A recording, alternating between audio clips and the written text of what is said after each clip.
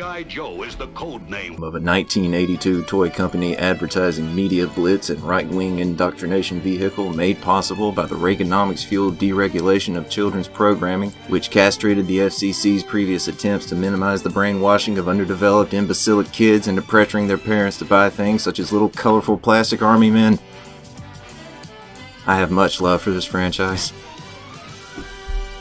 It even had an influence on my own brief, uneventful military career. I enlisted at the age of 35, surrounded by 19 to 21-year-olds. My Joe code names included Dad, Pops, Grandpa, and Old Man. Disrespectful little prick. Befitting its status as a wildly successful toy line, G.I. Joe has been assaulted by multiple attempts at video game adaptation over the decades, following whichever trend was profitable at the time. Popular titles such as Batman and Mega Man on the NES led to 2 licensed platformers there. The Joe movies gave us generic third-person games that I don't believe you can purchase anywhere now. Clash of Clans led to War on Cobra. The monolithic status of Fortnite gave us Operation Blackout. The runaway success of Custer's Revenge led to this on the 2600. Look kids, Hasbro is after your money. That's it. Never forget that. Although they've created some beloved franchises and made some awesome toys, they've also done this.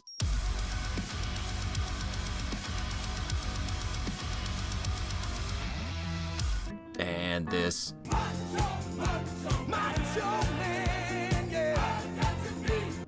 And this. I've finally taken my place in a long line of my cousins. But most recently, Shredder's Revenge gave us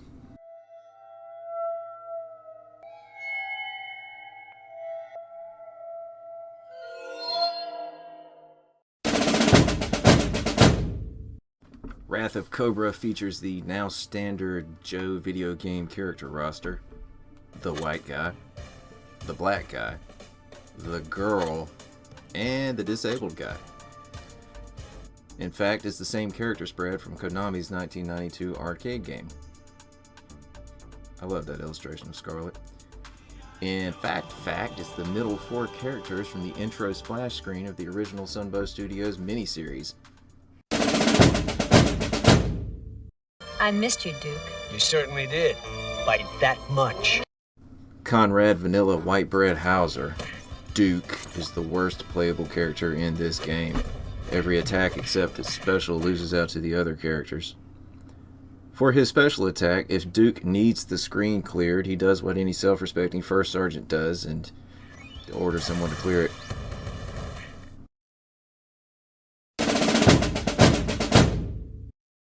I'm hungry, I'm a gourmet chef, and the name's not Jack, it's Roadblock. I'm with G.I. Joe. Predictably, Roadblock is substantially slower than Duke. His stat line would suggest he hits harder, but looking at the floating damage numbers... For his special, Rhodey whips out his incredibly massive weapon, gun, to intimidate the enemy with.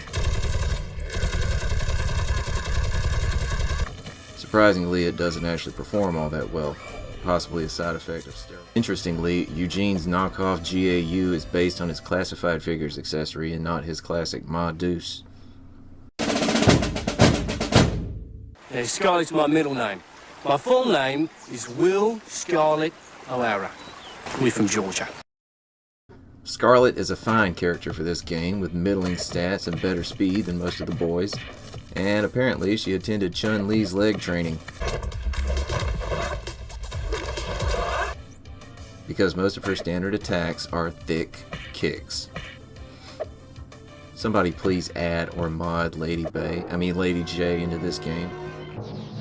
Because we all know she's Joe's best girl. Seriously. Scarlett's special is to electrocute everyone on screen with one of her trickshot crossbow bolts and makes the least amount of sense of any of the special attacks. Dubiously useful. Her jump attack, however, also uses a crossbow bolt and is always useful.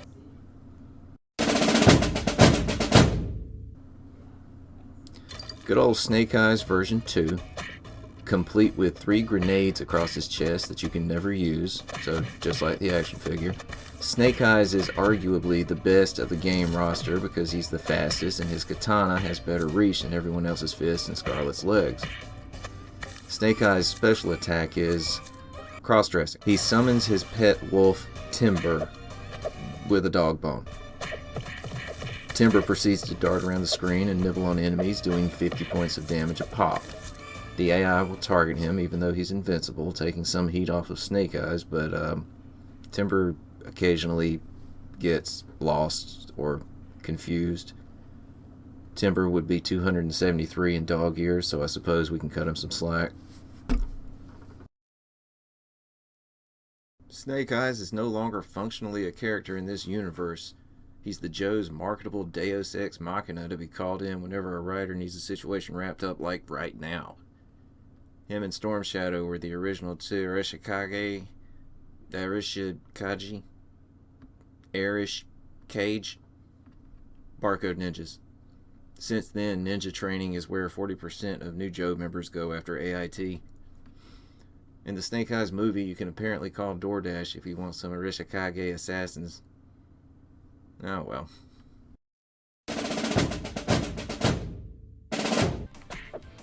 First off, there's an issue with the music. I mean, it works fine, it serves its purpose, I guess. It isn't bad per se, but we can do better.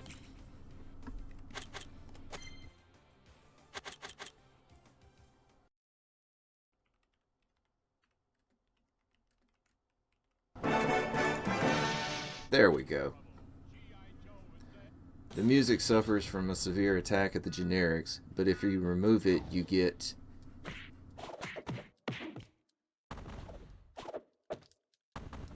yeah, that's about it.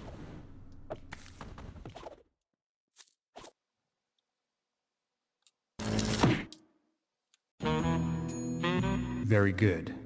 I did not hear you traverse the room. Serious loss of points here.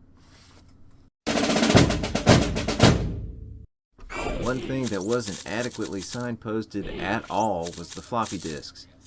They too are adorable.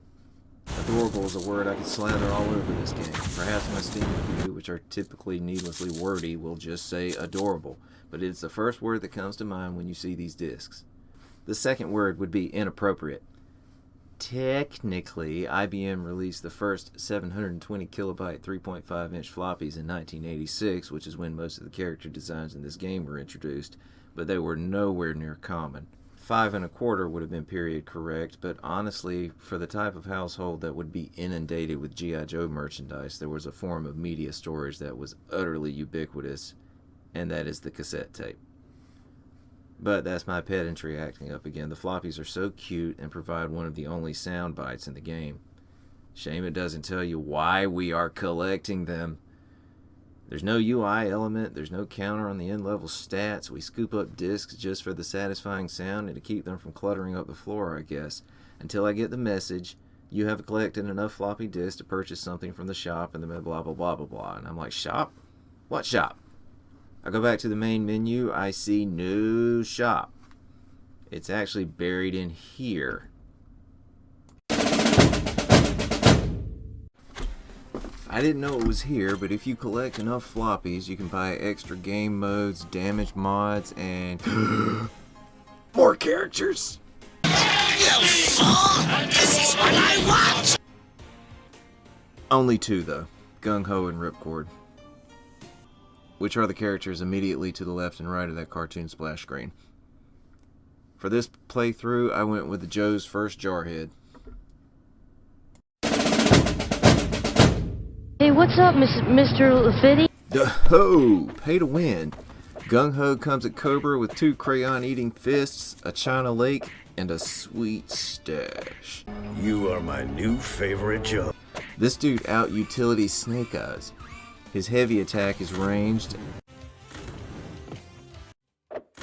and does splash damage. His jump attack sails over enemies and lobs grenades down at them. Except when it doesn't. Are you trained on this thing? I'm late to point out that to use a special attack, you first have to charge the special meter, which you do by hitting things. Despite having universe-rending magic anti-everything shield arms to block with, in an anachronistic nod to actual game balance, explosives, such as Scarlet's crossbow bolt and Gung-Ho's grenades, do not count towards filling your special. You have to actually punch or kick someone, and his special is the best one in the game. What does a Marin do when he gets in a scrap over his head? He whips out a pride flag and calls on the power of friendship. Oh, you boys look so lovely in your little outfits. These green shirts occasionally suffer from the same problems as Timber, having bouts of Alzheimer's. But when they are with it, they do work and draw flack off the man himself. This is the character I beat the game with. The controls are pretty bog standard, what you'd expect. Definitely want a controller for the best experience. The only noteworthy thing being the dash. It can be set to double tap or flick, and they both have problems. Double tap makes it really difficult to pull off dash attacks with any reasonable degree of alacrity. You're usually halfway across the screen and past whomever you were going to smack when it registers. Flick works much better in this regard. But flick will have your character dart across the screen like an Adderall binging med student during finals when all you wanted to do was... This really stands out when you're trying to turn around and shoot someone, and instead your character flings their weapon aside and dashes into their target's waiting arms like a missing clip from the end montage of Love Actually. There is also a block. Your Joe will cross their forearms and generate a Starfleet standard issue personnel shield that will eliminate any and all forms of damage for as long as they can hold it. Seriously, you can block anything. Rocket-propelled grenades, claw missiles, the death beam from the giant Cobra mech Mark II. If you time the block just right, you can parry the damage right back on the enemy, and it doesn't even pretend to bullcrap some sort of reason for this. Which, I suppose, if we all try to flash back to being 7, sometimes you pretend stuff that doesn't make any sense because it's cool, so that's on brand, I guess.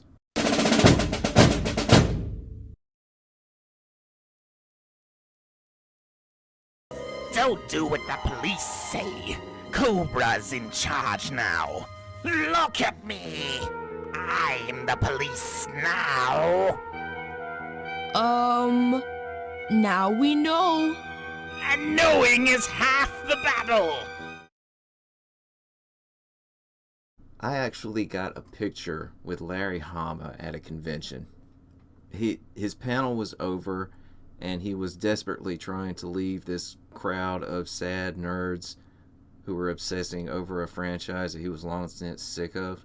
I saw him in the hallway, and with the giddy exuberance of an overstimulated 40-year-old, misjudged my angle and my momentum and soundly shoulder checked an 80-year-old man right in the stern.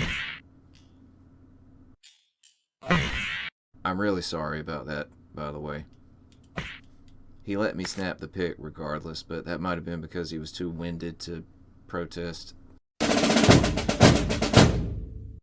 The biggest thing that kept me playing is the desire to see all the sprites and the background details. There's so many nods and winks to a real American hero. I just wish the game would quit nodding and winking and actually come over for sloppy makeouts. The sprites look adorable. Some of them I'm not entirely sure are based on actual figures. I think the dynamite tossing guys are just recolors of Cobra Troopers, but I'm fine with them. Somebody yell at me if that's a legit Trooper variant.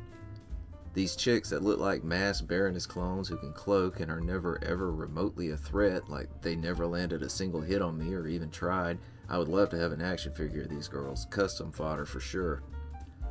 The Crimson Guard in this game have a short-range teleport that lets them dodge your heavy attacks. Yeah, sure, why not? That's now part of my headcanon.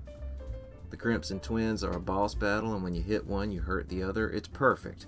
It's actually kind of frustrating because you have to fight off a pair of Mongoose before the boss fight, and we'll talk about those later. Springfield, Illinois, a place long established to be a front, a sham, a fake town intended to hide a Cobra recruiting and operations center. Look at these building facades. That is awesome. As a kid, I absolutely loved the idea that in the boring, sleepy little town we lived outside of, was hiding something sinister. Just out of view, some random building was concealing one of the bad guys' secret bases. The abandoned train depot was actually hiding tanks. Grain silos were missile launch stations. The dentist might have a Crimson Guard uniform tucked in his closet. Seriously, our dentist when I was a kid was weird, man. Like, beyond the unpleasantness of having to go to the dentist. It made the mundane banality of town so much more fun. When Cobra wins, Cobra World Order might be my favorite level. The idea that once world domination is achieved, most of Cobra High Command just want to own a small business in the downtown strip, you know, like you do.